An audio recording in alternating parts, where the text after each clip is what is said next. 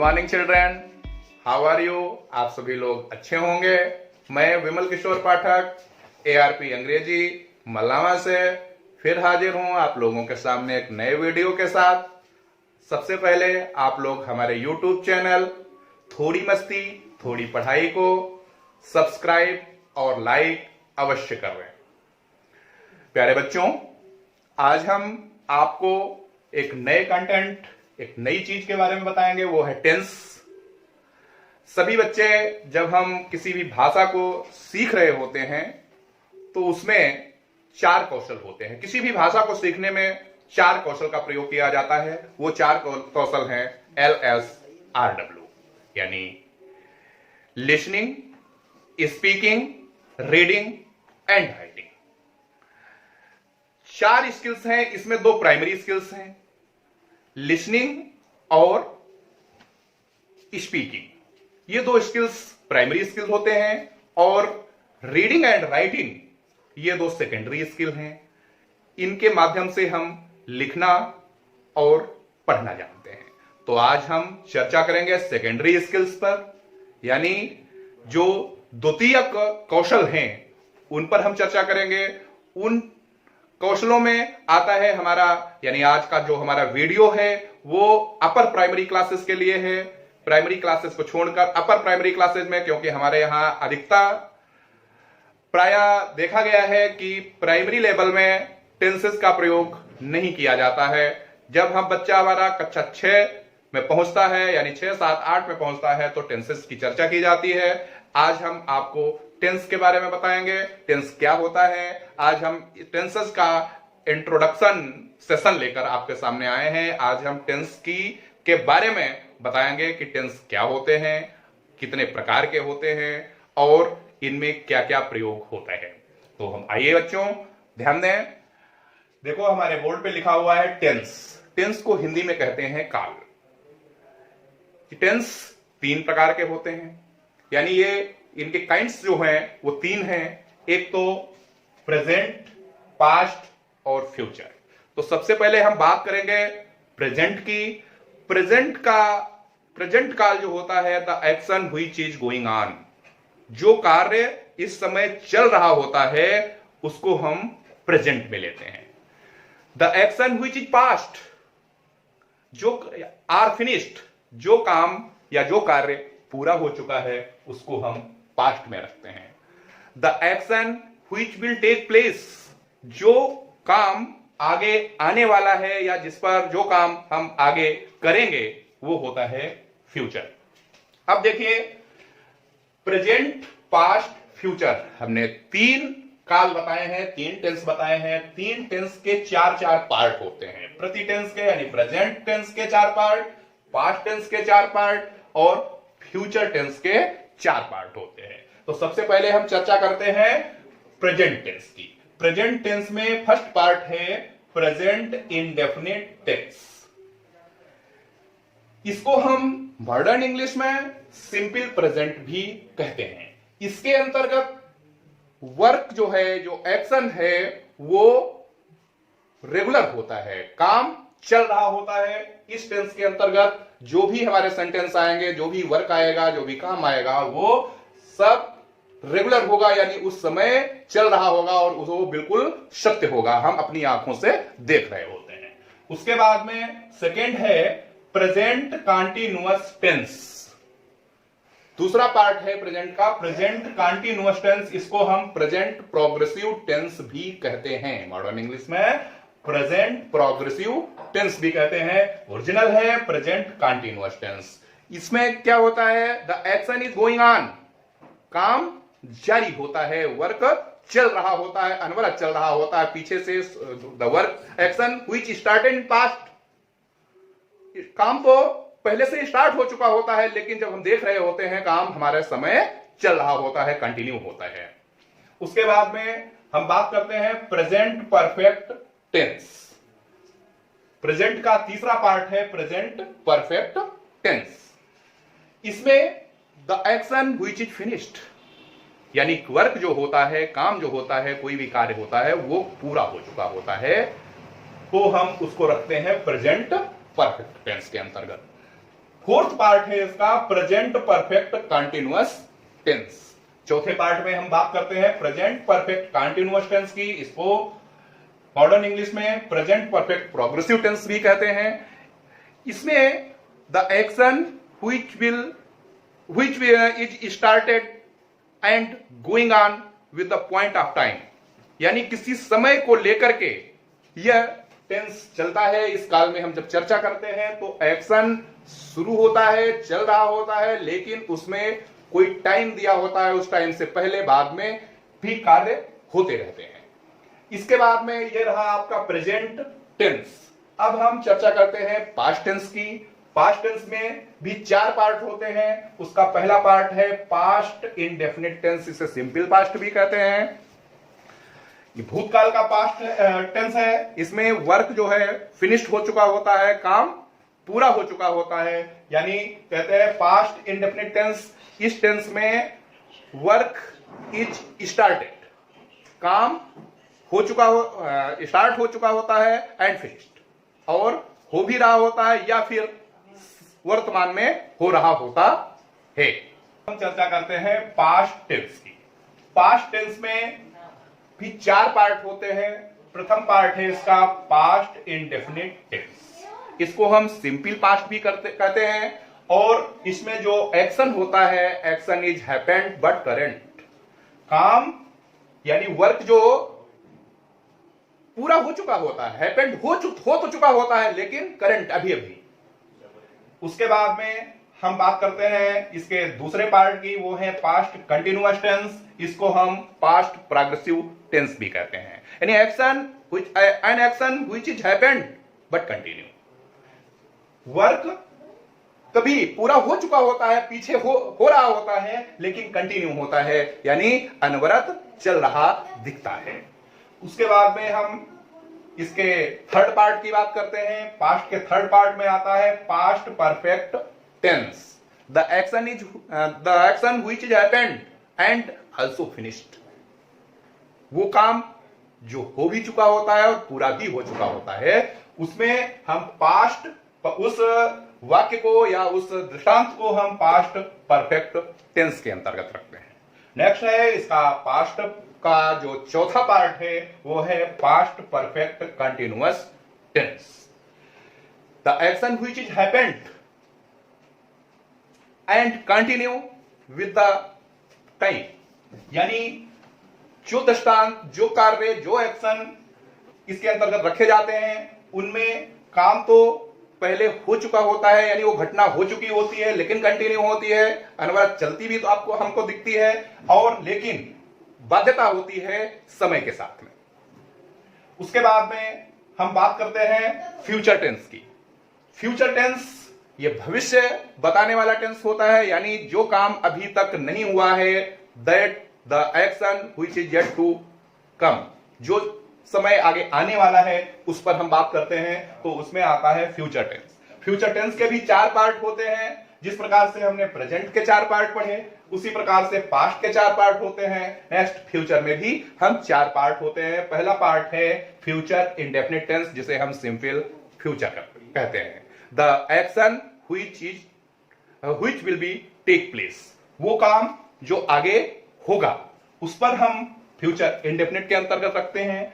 Next future continuous tense, इसको हम future progressive tense भी कहते हैं, यानी इसमें action will take place but continue, यानी वर्क जो होगा वो आगे होगा, लेकिन भविष्य और आगे हम बढ़ के बात करते हैं कि काम आगे होगा और वो कंटिन्यू होगा, यानी अनवरत होगा, उसको हम फ्यूचर कंटिन्यूअस टेंस यानी फ्यूचर प्रोग्रेसिव टेंस के अंतर्गत रखते हैं। इसका थर्ड पार्ट है future perfect. The action will started in future and but finished, वो काम जो आगे होगा लेकिन पूरा होगा। पहले से हमको पता होता है कि कोई काम जब हम शुरू करेंगे वो हो तो होगा भी और पूरा भी होगा, वो फ्यूचर परफेक्ट के अंतर्गत हम रखते हैं। Next future perfect continuous tense, इसको हम फ्यूचर परफेक्ट प्रोग्रेसिव टेंस भी कहते हैं। पूरी घटना वही है, यानी इसमें वर्क आगे होगा और कंटिन्यू होगा, अनवरत चलता रहेगा, लेकिन टाइम की बाध्यता के साथ। तो प्यारे बच्चों, आप लोगों ने देखा कि हमने टेंस के कितने प्रकार हुए। टेंस के 3 प्रकार होते हैं, एक तो प्रेजेंट, पास्ट और फ्यूचर। फिर प्रति टेंस की यानी तीनों टेंस की चार पार्ट होते हैं। प्रेजेंट के 4 पार्ट, पास्ट के 4 पार्ट और फ्यूचर के 4 पार्ट। अर्थात हमारे कुल टेंसेस 12 हुए। कितने 12 टेंसेस जो होते हैं, उनके अंतर्गत हम टेंस की पूरी रूपरेखा को रखते हैं। अब हम आज का जो सेशन है, इंट्रोडक्शन सेशन है, तो हम इंट्रोडक्शन में आपको किसी एक टेंस पर लेकर नहीं चलेंगे। 12 टेंस के बारे में आपको बताया है। इनमें से भी ध्यान रखना है कि इनके अंतर्गत हमें कौन कौन सी चीजें याद रखनी है, माइंड मेकअप रखना है। इतनी चीजें हमारे पास होनी चाहिए, तभी टेंस को हम बखूबी पढ़ सकते हैं, उसको अप्लाई कर सकते हैं और उसको हम हिंदी से इंग्लिश में ट्रांसलेट कर सकते हैं। सबसे पहले आते हैं, इसके कुछ पॉइंट निकाल करके रखे हैं, वो हमारे पॉइंट्स हैं। सबसे पहले देख लीजिए, फर्स्ट पॉइंट में हमने लिखा है वर्ब टू बी।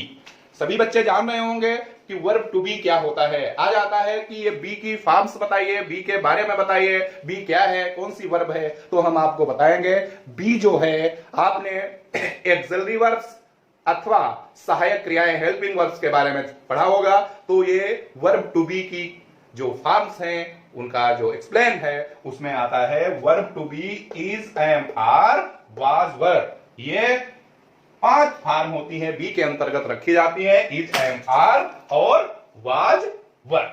ये auxiliary verbs are helping verbs के नाम से जानी जाती हैं। नेक्स्ट है वर्ब स्टेज। अब देखिए, वर्ब की स्टेजेस भी हम सभी बच्चों ने पढ़ी होंगी, जानी होंगी कि वर्ब की कितनी स्टेजेस होती हैं। हमारे वर्ब की 3 स्टेज होती हैं। वर्ब की फर्स्ट फॉर्म, वर्ब की सेकेंड अवस्था यानी सेकेंड फॉर्म, वर्ब की थर्ड फॉर्म, यानी 3 फॉर्म में हम वर्ब को पढ़ते हैं। एक वर्ब के 3 रूप होते हैं, फर्स्ट एक्शन, सेकेंड एक्शन और थर्ड एक्शन। जैसे आता है गो, गो ये फर्स्ट एक्शन है वर्ब का, सेकेंड एक्शन है वेंट और थर्ड एक्शन है गॉन। गो, वेंट और गॉन, फर्स्ट फॉर्म गो, सेकेंड फॉर्म वेंट और थर्ड फॉर्म गॉन। यानी हमको टेंस पढ़ने में वर्ब की सभी अवस्थाओं के बारे में भी जानना होगा, पहले से परिचित रहना होगा। और एक बात आपको हम पिछले वीडियो में भी बता चुके हैं, जितनी भी वर्ब्स होती हैं उनकी जो मूल अवस्था होती है वो हमेशा प्लूरल नंबर में ही होती है। जब उसको हम सिंगुलर नंबर में किसी वर्ब को लाते हैं तो वो उस वर्ब में यस या यस जोड़ कर लाते हैं। यानी किसी भी वर्ब में जब यस या यस हम जोड़ देते हैं तो वर्ब की सिंगुलर अवस्था, यानी कहने मतलब होता है एक वचन में वो आ जाता है, सिंगुलर में आ जाती है वर्ब। और वैसे तो हमारी जब इसमें यस या यस नहीं जुड़ी हुई होती है, यानी जो मूल अवस्था है वो प्लूरल नंबर में ही होती है। अब हम बात करते हैं थर्ड स्टेज, थर्ड पॉइंट की, वो है वर्ब प्लस आईएनजी। किसी वर्ब में आईएनजी जोड़ना, यानी वर्ब की फर्स्ट फॉर्म में ही हमेशा आईएनजी जोड़ी जाती है। ये हमारे जितने भी कंटिन्यूअस टेंस है, प्रेजेंट कंटिन्यूअस हो, चाहे पास्ट कंटिन्यूअस हो या फिर फ्यूचर कंटिन्यूअस हो, तीनों कंटिन्यूअस में वर्ब प्लस आईएनजी यानी वर्ब की फर्स्ट फॉर्म में आईएनजी का प्रयोग करना पड़ता है। तो इसके बारे में भी बच्चे सब जान लेंगे। उसके बाद में इसका फोर्थ स्टेप है has, have, had. Has, have, had के बारे में भी सभी बच्चे जान रहे होंगे। हैज, हैव और हैड ये हमारे स्पेशल वर्ब्स के अंतर्गत आते हैं। जितनी भी स्पेशल वर्ब्स हैं वो हैज और हैज, हैव एंड हैड होती हैं। यानी हमारे यहां 3 स्पेशल वर्ब हैं, हैज, हैव और हैड। उसके बाद में हैज, हैव प्रेजेंट में रखा जाता है, हैड पास्ट टेंस का सूचक है। इसी प्रकार से हम बात करते हैं अब पॉइंट नंबर 5 की। इसमें बताया गया है मॉडल वर्ब्स। आप लोगों ने सुना होगा कि मॉडल वर्ब्स भी होती हैं। हमारी मॉडल वर्ब्स हैं can, could, may, might, must, ought, will, would, shall और शुड। यानी इनका भी प्रयोग हम विल सेल का प्रयोग फ्यूचर में पढ़ेंगे।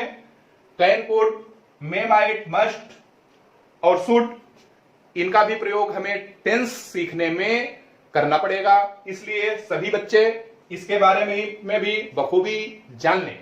उसके बाद में इसका 6 पॉइंट है बी। हमने सबसे पहले बताया है वर्ब टू बी, यानी ये बी जो है एक वर्ब है।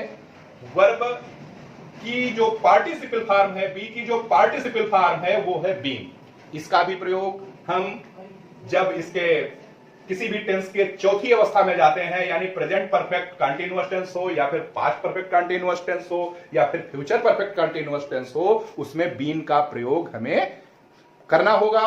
और इससे पहले हम बी की जो पार्टिसिपल फॉर्म है बीन के बारे में भी जानना होगा। उसके बाद में हम बात करते हैं इसके 7th पॉइंट की। उसमें आया है सिंस फॉर। ये point and period of time के लिए आता है। सिंस फॉर का प्रयोग हमें इसके चौथे स्टेज में, यानी पास्ट परफेक्ट कंटीन्यूअस हो चाहे फ्यूचर परफेक्ट कंटीन्यूअस हो अथवा प्रेजेंट परफेक्ट कंटीन्यूअस टेंस हो, उसमें सिंस और फॉर का समय दर्शाने के लिए प्रयोग होगा।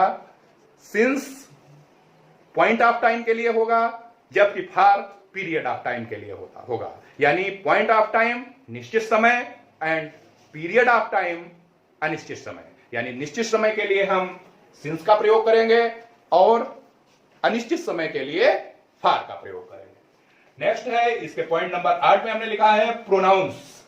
सभी बच्चों को पार्ट्स ऑफ स्पीच हमने एक वीडियो में बताया है, सभी बच्चे प्रोनाउंस के बारे में जान रहे होंगे। प्रोनाउंस जो हमारे प्रयोग होते हैं वो 3 प्रकार से प्रयोग होते हैं, फर्स्ट पर्सन के अंतर्गत, सेकेंड पर्सन के अंतर्गत और थर्ड पर्सन के अंतर्गत। प्रोनाउंस का प्रयोग 3 पर्सन में किया जाता है, फर्स्ट पर्सन, सेकेंड पर्सन और थर्ड पर्सन। तो आइए हम सबसे पहले आपको बता दें कि कौन से प्रोनाउन फर्स्ट पर्सन के अंतर्गत आते हैं, कौन से प्रोनाउन सेकेंड पर्सन के अंतर्गत आते हैं और कौन से प्रोनाउन थर्ड पर्सन के अंतर्गत आते हैं। सबसे पहले हम फर्स्ट पर्सन की बात करें तो इसमें 2 प्रोनाउन आते हैं, आई और वी। हम अभी सब्जेक्टिव, यहां पर देखो सारणी बनी हुई है, इसमें लिखा है सब्जेक्टिव, ऑब्जेक्टिव और पजेसिव। यानी एक प्रोनाउन की 3 अवस्थाएं भी होती हैं, 3 पर्सन होते हैं, यानी फर्स्ट पर्सन, सेकंड पर्सन और थर्ड पर्सन। ये प्रोनाउन अलग अलग होते हैं, कौन से प्रोनाउन फर्स्ट पर्सन में होते हैं, कौन से प्रोनाउन सेकंड पर्सन में होते हैं और कौन से प्रोनाउन थर्ड पर्सन में होते हैं। इसी प्रकार से जब हम पर्सन निकाल लेते हैं तो उनकी 3 अवस्थाएं मिलती हैं। एक तो उनका सब्जेक्टिव केस मिलेगा, दूसरा ऑब्जेक्टिव केस मिलेगा और तीसरा उसका पजेसिव केस मिलेगा। तो हम सबसे पहले फर्स्ट पर्सन प्रोनाउन की बात किए हैं। फर्स्ट पर्सन प्रोनाउन में आई और वी को रखा जाता है, यानी जो प्रोनाउन स्वयं अपने आप को दर्शाते हैं वो फर्स्ट पर्सन के अंतर्गत आते हैं। तो इसमें हमने सबसे पहले बताया है कि आई ये सब्जेक्टिव केस है, इसी का ऑब्जेक्टिव केस है मी। यानी आई के साथ में जब ऑब्जेक्टिव केस इसका प्रयोग होगा तो मी होगा, और जब इसका पजेसिव केस प्रयोग होगा तो माई अथवा माइन। ये रहा हमारा फर्स्ट पर्सन का आई प्रोनाउन। फिर उसके बाद में इसी प्रकार से देखते हैं फर्स्ट पर्सन के अंतर्गत आने वाले दूसरे प्रोनाउन का। दूसरा प्रोनाउन है वी। वी जो है ये सब्जेक्टिव केस है, इसी का ऑब्जेक्टिव केस होगा अस। ये जो है इसका ऑब्जेक्टिव केस होगा वी का, और इसका पजेसिव केस होगा अवर। ठीक है, ये रहा आपका फर्स्ट पर्सन के प्रोनाउन। इसी प्रकार से हम सेकंड पर्सन प्रोनाउन की बात करते हैं तो सेकंड पर्सन प्रोनाउन के अंतर्गत केवल एक ही प्रोनाउन है, वो भी है यू। यू ये सब्जेक्टिव केस है, इसका ऑब्जेक्टिव केस भी यू ही होता है। सब्जेक्टिव और ऑब्जेक्टिव एक ही होता है, लेकिन पजेसिव केस में हम इसको लिखते हैं YOUR। तो हम फर्स्ट पर्सन के प्रोनाउन और सेकंड पर्सन के प्रोनाउन के बारे में जान चुके हैं। अब बात करते हैं हम थर्ड पर्सन के प्रोनाउन पर। थर्ड पर्सन के प्रोनाउन हमारे 4 हैं। सबसे पहले है ही, दूसरा है सी, तीसरा है दे और चौथा है इट। 4 प्रोनाउन जो है ये हमारे थर्ड पर्सन में रखे गए हैं। इसका हमने सब्जेक्टिव केस लिखा हुआ है। अब देखिए ही का ऑब्जेक्टिव केस होता है हिम, इसी प्रकार सी का ऑब्जेक्टिव केस होता है हर, दे का ऑब्जेक्टिव केस होता है देम, और इट का ऑब्जेक्टिव केस इट ही होता है। अब हम बात करेंगे इन चारों के पजेसिव केस की। पजेसिव केस है ही का हिज, सी का हर, दे का दियर,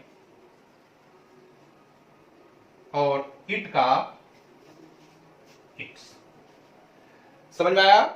यानी हम जब प्रोनाउंस की बात करें, प्रोनाउंस को 3 पर्सन में बांटा गया है, फर्स्ट पर्सन, सेकेंड पर्सन और थर्ड पर्सन में। इनको फिर इनकी अवस्थाएं होती हैं सब्जेक्टिव केस, ऑब्जेक्टिव केस और पजेसिव केस। फर्स्ट पर्सन के अंतर्गत 2 प्रोनाउन को रखा गया है, आई और वी को, सेकेंड पर्सन में केवल यू को, थर्ड पर्सन में ही, सी, दे और इट को।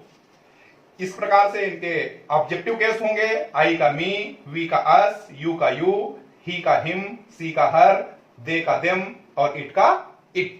इसी प्रकार से जब हम पॉजिटिव केस की इनकी बात करते हैं तो आई का हो जाता है माई, वी का हो जाता है अवर, यू का हो जाता है योर, ही का हो जाता है हिज, सी का होता है हर, दे का दियर और इट का इट्स।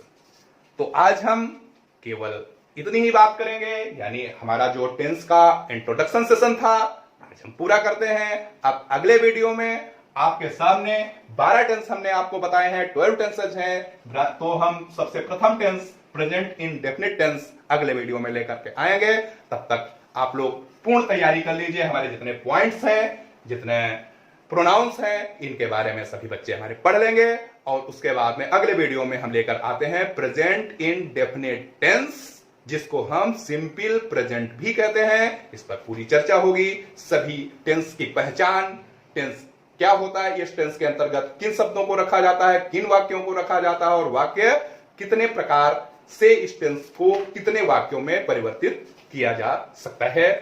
तो हमारे अगले वीडियो का इंतजार कीजिए और हमारे YouTube चैनल थोड़ी मस्ती थोड़ी पढ़ाई को अभी सब्सक्राइब और लाइक अवश्य कर लें ताकि हमारे अगले वीडियो आप तक आसानी से पहुंच सके। धन्यवाद।